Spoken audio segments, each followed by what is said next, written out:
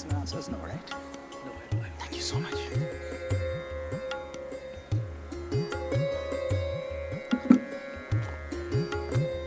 All right, Luke. What you said was not only amazing, it was useful. It is something that all of us will benefit from.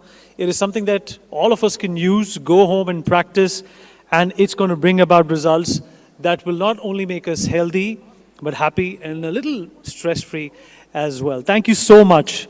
I would want everybody to applaud for Luke once again. What he said, what he spoke about, touched everyone at every level. And of course, what he was trying to synopsize is that health means not only wealth, but it also means peace at a number of levels. All right, now we're going to in fact transition into something which is not as a softer facet as our health is. We're going to talk about what's next in innovation, what's next in technology. And of course, that is an area where India has been growing leaps and bounds. India is synonymous with the technological advancement, technological upgradation, and technological leadership as well. And to shed more light and talk a bit about this, joining us for our next session is Mr. Carlos Montes. He's the lead of the Innovation Hub at the Cambridge University Judge Business School, and he is going to talk about how India, everyone, can become a tech superpower. Now, isn't that an amazing topic to lend your ears to? A big round of applause for him, please.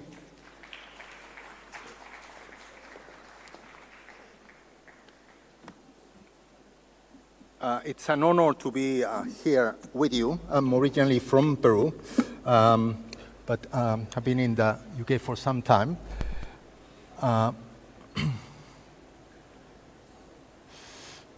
Oops, I've jumped a little.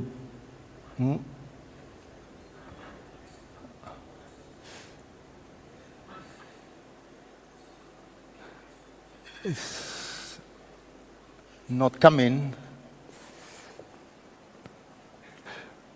And it was quite a change from the previous conversation on lifestyle, so it's like... Just click once, don't click it. So you can see the presentation. Is it working now? No, it should become there. Hold on. Yeah. It should be addressed, so the visuals are quite important in this. Try once. Yeah, now it should work. Yes. So it was critical because I wanted to, although this is about how India can become that tech superpower, so very ambitious, but I start with this dress that I think, it was famous 10 years ago. So for those that will remember. So some of you, if I ask you what color is this dress, I'm asking the two colleagues there in front, what color is this dress? You will see, some people will say it's a gold color. How many people here see it as a gold color? You raise your hands. Other people will see it as blue. So it's the same picture, but there is a blue person. I actually see it as gold, and I cannot be persuaded that it's blue. And my family cannot see how I don't see it as gold. So I think I wanted to introduce this because through this conversation, I want to present things to you with a different lens. And we never like to change lenses because we are used to one kind of lens.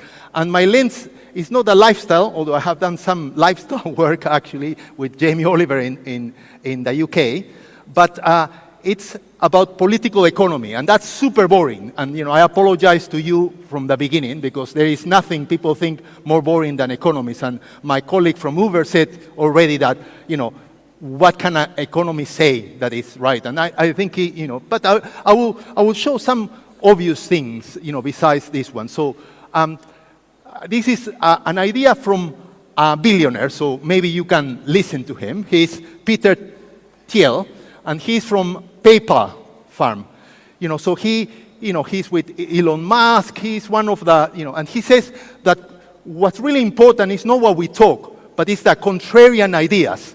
It's the ideas that are perceived not, as not right by the majority of people, right? And so in the interviews, when he interviewed people, the question that Peter Thiel would ask is, I cannot even read that question that he asked. What important truth do very few people agree with you on? You see, I cannot even read it, but this is what Peter Thiel would ask, to you or to you in any interview. And because he says that that's how you build businesses. And of course, he not only created PayPal, but most of the important companies. And my contrarian view, after working for 30 years with the European Union, the World Bank, the Cabinet Office in the UK, all these places, 30 years ago with the Prime Minister of Ethiopia, with the World Bank, my simple view, which people will think is obvious, is that solving national problems is not about resources or technology, but about understanding and managing the competing interests within a nation. Okay, we think as a nation like we are teams. I'm from Peru, so Team Peru plays against Team Chile. But it's not as simple. We have different interests within each of these teams.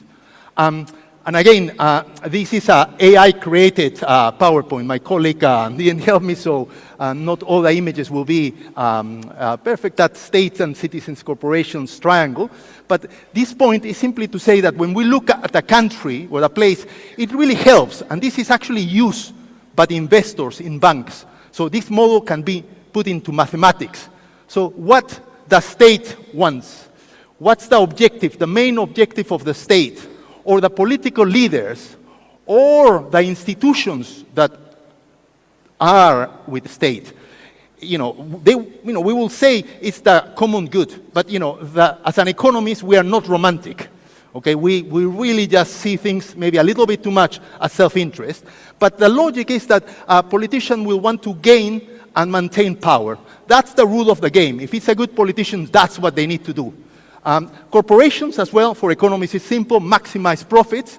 And citizens, you can have prosperity that people interpret it, as well-being, freedom. We have different ideas of what that will be.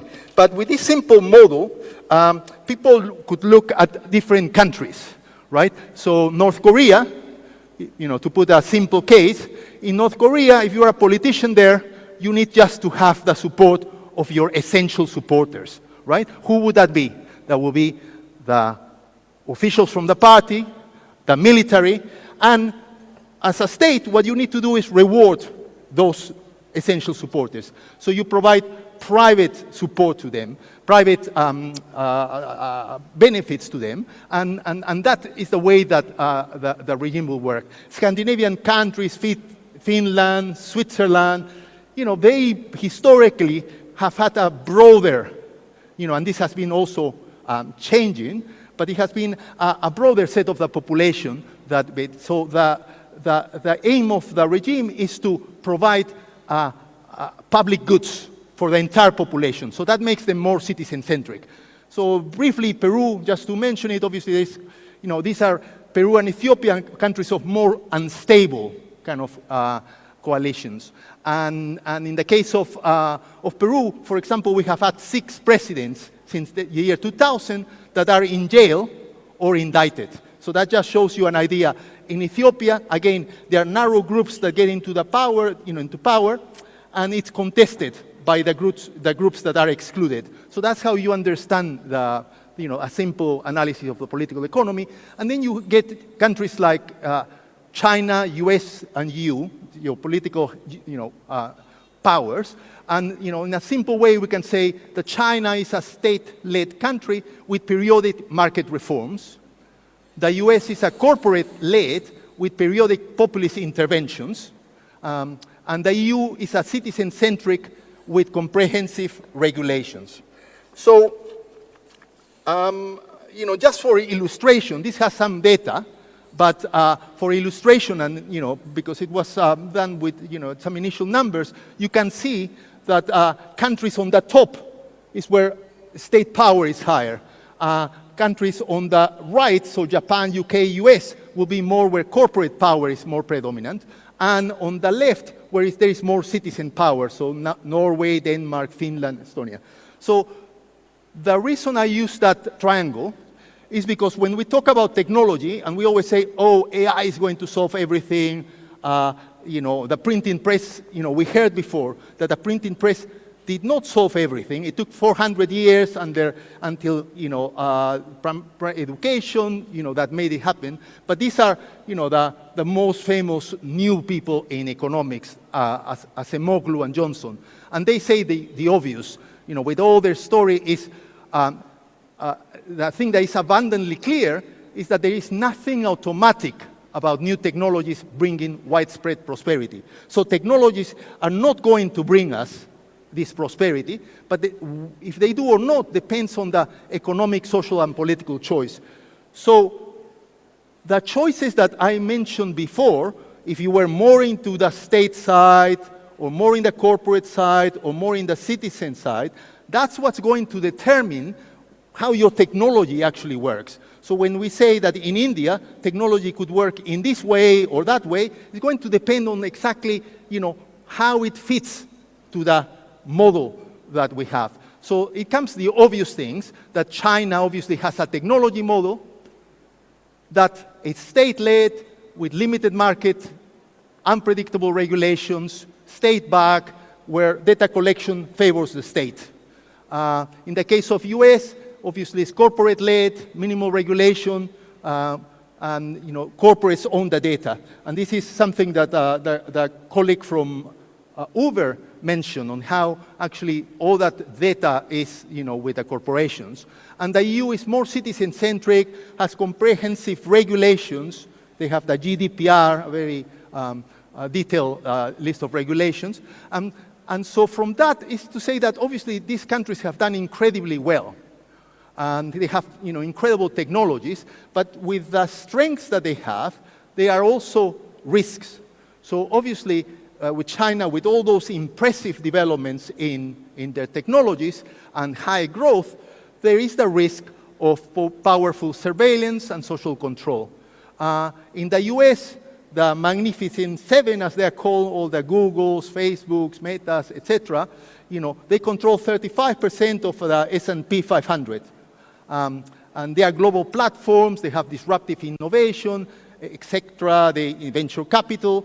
But the risk, obviously, is that they develop a monopolistic power, as it was mentioned in the discussion before, that can lead to control of regulations and even control of the state, right? So Peter Thiel, for example, says that it's not a problem to be a monopoly, because monopolies are even good for the economy. I guess the question is, what happens when those monopolies actually are in control also of the state?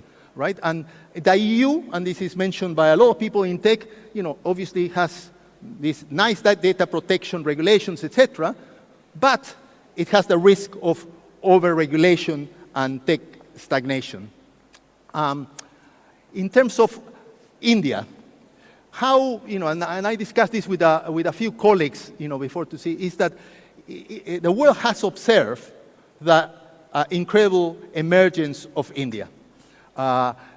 It's not only a global power, it's, I think, the top 13 investment destination in the world, but Bangalore is the 8th startup city in the world. So it's only, in Europe, it's only second to London.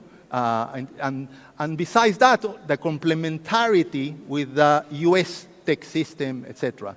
On governance, obviously, it's the world's largest democracy and peaceful transitions, a world leader in public technologies, and a talent pool, was mentioned before as well, is the largest English-speaking engineer pool in the world. So that's an incredible set of assets in terms of defining what technology it could adopt and what to do with its technology. I think in terms of like the challenges, there is still a low income per capita, and education quality is, again, still one of the challenges. This table just shows you, this is from the World Bank wealth accounts, just shows you a little bit the challenges behind. This is the wealth for the United States, which is about, $750,000, and then, you have the other countries sort of there. And then this is a table that I mentioned in terms of how that city in India is like after Shanghai, the 8th startup city in the world. And now the key point is how to become that tech superpower. And the colleague again from Uber mentioned before the challenge. He even said like kind of India needs to be in a war footing in order to achieve this. And what I present here is that a key thing that India needs to do is look at the options that other people have taken. So China has made amazing progress, but at the same time, it had a historical time of open trade, etc., that it's not available anymore. And the fact that India has the world's largest democracy as well makes it, difficult to sort of look at China as an example.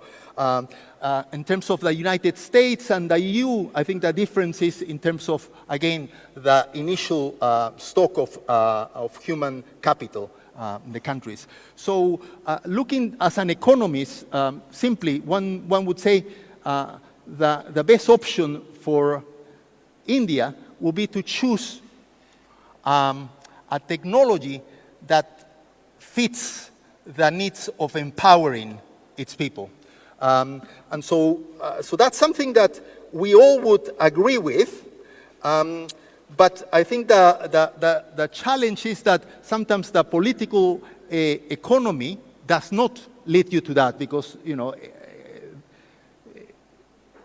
and therefore, as a way to think what are the things that India could do to do that, it's similar to this idea of being single-minded. And it's one of the issues will be to sort of begin to think about technology maybe as a unifier in the country, as a way to think in order to empower people, the only way that we're going to be able to empower people and give them the education and access to services that they need will be by creating a different kind of technology, not a technology that it's used for simply maximizing profits, but technologies that are directed at helping and people.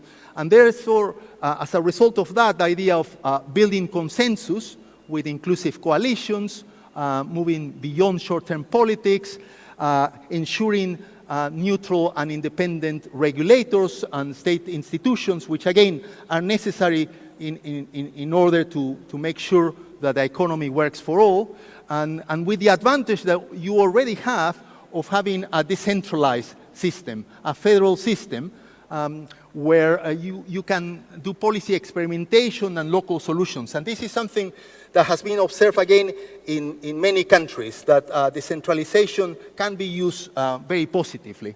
And the second sort of key way to get there is to double down on something that you already do, which is this public-private innovation. I have had some opportunity to see the work that has been done on digital public technologies. Yesterday, I was invited to the Ministry of Finance, where I was giving a presentation on UPI and where it's going, and I think that shows an example of what India can do following that approach. I think when people showed me that technology, I thought, how is it possible that India could develop these technologies, given coming from Peru and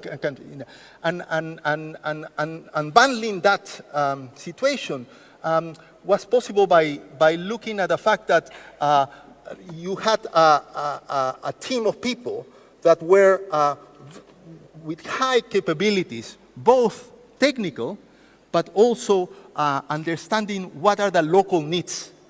So that focus on the citizens was critical, but also they share this vision of technology as something that was going to be used by all Indians. So here the challenge is simply to double down on that effort of giving priority to innovation that uplifts citizens, empowering the government to work as a startup, because I think it's very difficult to do things in a startup. There is a recent book called NewsX that shows the challenges of people in the US to make the Defense Department innovative, right? And so, the challenges are everywhere, even in Silicon Valley, to do that. And so it's important to work with the private sector, creating solutions, but solutions that are market-based. That's a favorite saying of economists, market-based. That means that, yes, complementary to the public sector,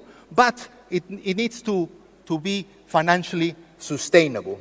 And as a result of that, I sort of think, and this is talking to some Indian colleagues, that with this united idea of what can be achieved in the future, it is possible to have what I call the ultimate prize for India. I think this will be challenging, very difficult, but it is possible that it can become the world's first citizen-centric tech superpower. That's a mouthful. But basically, it will be the first time where technology is actually used not just for corporations, but actually to benefit people. In all the presentations, every company will say, we are doing this to help people. But it cannot be, because they need to do first serve their the stock, their owners, and to become a prosperous middle-income nation. So to increase massively the wealth of the country. And I was told to use the concept of Vishwa Guru, because I think it is possible that following this and following solutions that will be good not just for India, but for the global South, it can inspire through example and leadership. And so that's my wish for India. So thank you so much.